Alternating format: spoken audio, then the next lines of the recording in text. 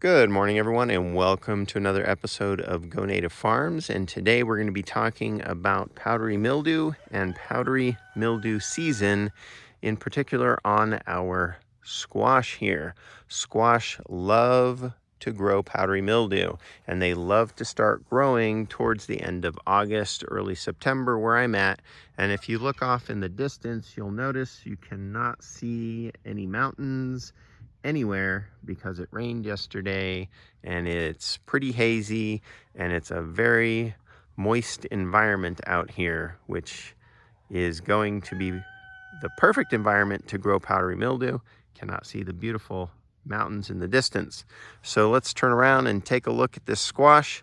Yesterday, when I was walking through here, this squash, which is doing really good, I noticed that there was one leaf with powdery mildew. Let's check out that leaf. I removed it, and that is the leaf right there, and that is your powdery mildew. Looks like you dumped a little bit of baby powder on there.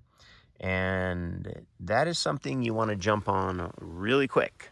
And you want to start spraying that ASAP so it doesn't spread to all your other leaves. Now, as I walked around today, I don't see any powdery mildew anywhere, and I removed that leaf, but I'm keeping a close eye on it.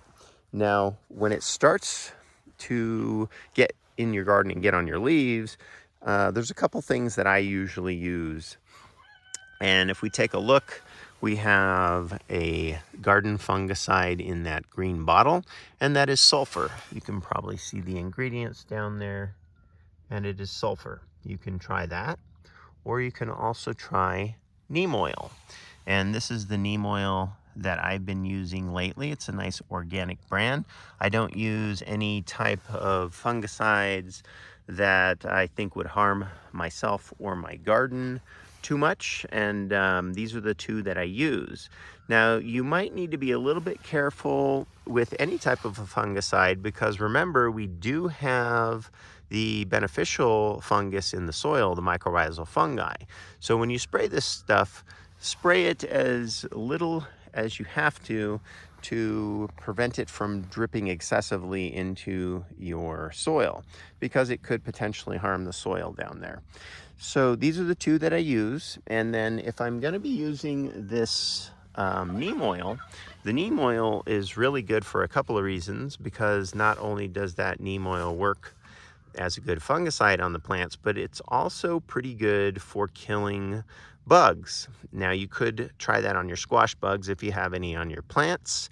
I don't have too many this year because this is kind of a squash bug resistant type of a squash. But if you do have the squash bugs, then you can use that neem oil. And there's a lot of different recipes people use, but you could try a standard recipe of 2 tablespoons of an organic type of soap. A lot of people use the Castle soap.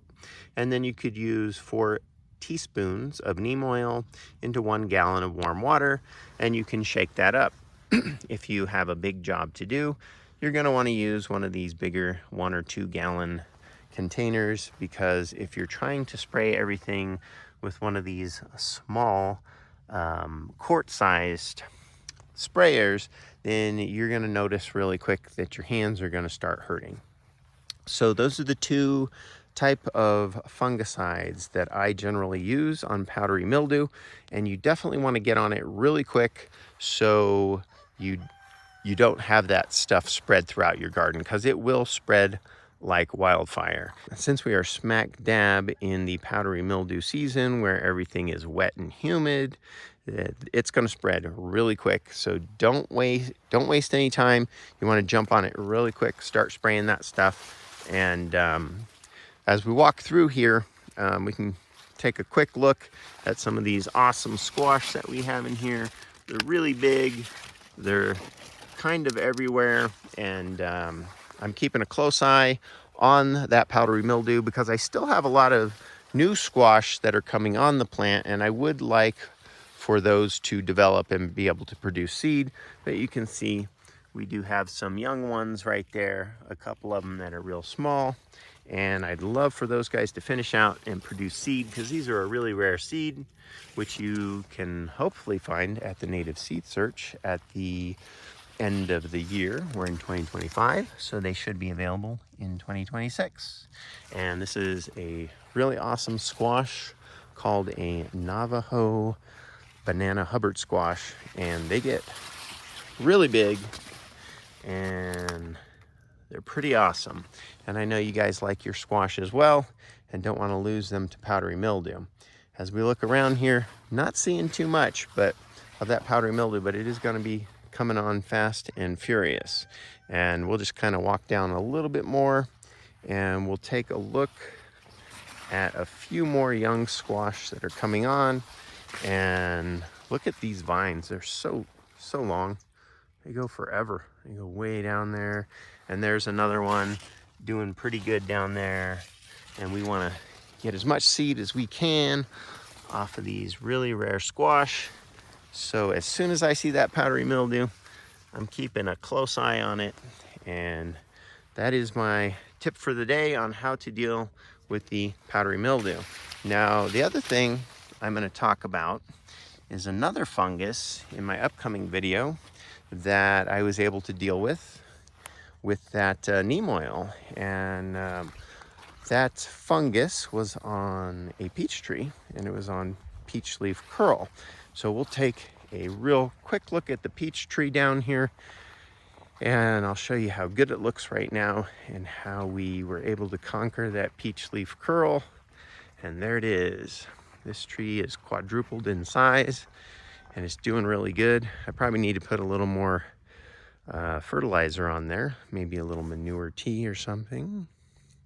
But that's coming up. We'll talk a little bit about that and how you can treat your peach leaf curl. Thank you very much for tuning in, and if my videos help you out, please do like, subscribe, and share. In some upcoming videos, we'll be talking about this pretty awesome San Felipe melon, which you can see are kind of everywhere. They're doing really good, and I already harvested one and it tasted pretty awesome. All right, thank you for tuning in and have a great rest of the day.